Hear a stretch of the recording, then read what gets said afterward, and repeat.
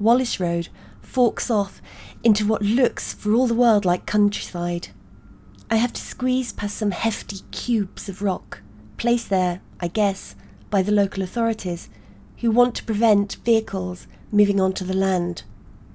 This is where the travellers lived for 14 years, before they were evicted. I walk a little further, and just before a patch of cobbles, to the right, the site of 154 Wallace Road, home of Kate and Gilbert Searle, where the writer George Orwell lodged in March 1936. Orwell stayed with the Searles for 3 days. When she was interviewed by the Sheffield Telegraph in 1990, Kate Searle said of Orwell, "He used to say to us, 'I cannot understand you people. You're so strong-willed, and you know about life, yet you don't stand up to the upper classes.'"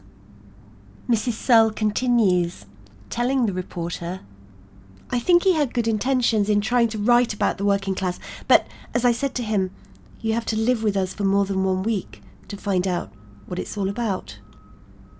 The road comes to an end. I find the remains of a small cobbled path leading down to a railway bridge, which I cross. At the other side, some steps leading onto Parkwood Road. The huge ridge towers above me. This is the site of the forgotten village of Parkwood Springs, whose name now lends itself to the whole area, which was once all woodland, the hunting ground of the Duke of Norfolk. The trees were cut down to fuel the industries which emerged in this part of Sheffield. The last of the trees were chopped down for firewood in 1926 during the general strike. Nature, however, has reclaimed this place. The trees have returned. Writing in The Road to Wigan Pier, Orwell describes the approach to Sheffield.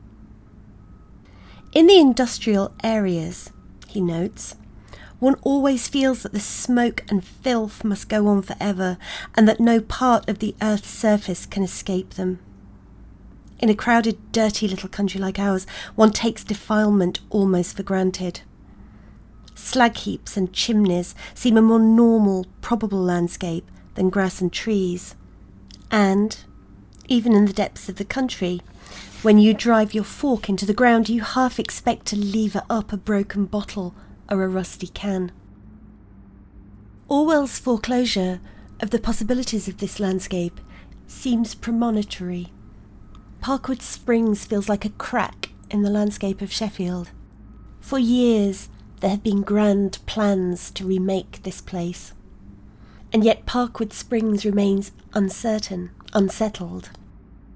Contrary to Orwell's assertion, the grass and the trees did return to Parkwood Springs. And nature isn't the only agent of resistance in this place. Herbert Bates, a railway worker, organised Communist Party meetings in his house on Wallace Road. At the bottom of Douglas Road, at the Neepsend locomotive depot, the Sheffield branch of ASLEF was founded in 1880.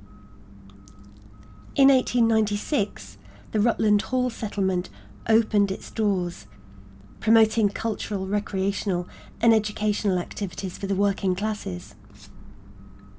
The settlement was also known as the Helen Wilson Settlement, named after Dr. Helen Wilson, who, from 1909, was the president of the Sheffield Women's Suffrage Society. When Sheffield Council decided to demolish the houses of Parkwood Springs in the early 1970s, having left them for decades in a state of dereliction and disrepair, arguing that they were scheduled for slum clearance, local communities self-organised. In June 1971, they created a community house. They set up a publication called the Parkwood Echo, in which they demanded better public transport, a doctor's surgery, a clean-up of the area. In a clipping reproduced in the Parkwood Echo, we're told that only 6% of the residents of Parkwood Springs believed that the corporation consulted them enough about their needs or told them enough about what was going to happen. As Barbara Warsop writes in her book, The Lost Village of Parkwood Springs, the demolition of the village became very distressing for the remaining people. She quotes a former resident. "Why should people be made to move out to Mosborough when we could live right close to the city centre and to our work? We want some planner or councillor to catch a vision of what could be, and then have the courage to see it through. Many people would back such a man to the hilt." As I walk around Parkwood Springs, I see plenty of evidence of everyday utopias. Visions of worlds. A semicircle of young trees has been woven into a protective space, in the middle of which a green plastic chair, looking out onto the confluence of the rivers Don and Loxley. People fish, people walk. Cyclists crisscross the landscape, while others play football. The travellers on Club Mill Road harness solar energy. They make their own utensils. They grow vegetables and herbs and tell me stories of their long-standing connection to this landscape. I look online at the council's master plan for Parkwood Springs and the proposals by a large organisation to rebuild the ski village. Amidst these grand and micro-utopias, what must we dream of? Which of these visions will catch, and which will be foreclosed?